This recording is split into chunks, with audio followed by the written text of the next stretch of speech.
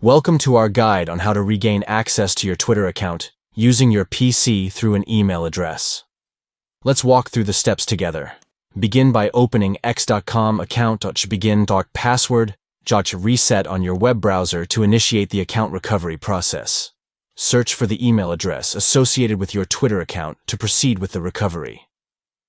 If you don't have access to the email address, click on Don't have access to these to explore further options.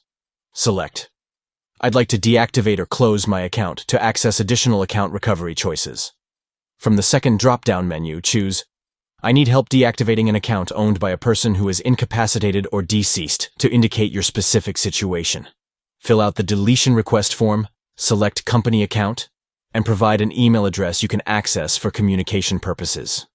In the Describe field, explain your situation in detail and inform Twitter why you can no longer access your email address. Finally, click Submit to send the form and initiate the account recovery process. By following these steps, you can take proactive measures to regain access to your Twitter account through an alternate email address. Thank you for watching. We hope this guide has been informative in showing you how to recover your Twitter account using your PC and email address. Explore these steps to regain access to your account and continue enjoying your Twitter experience.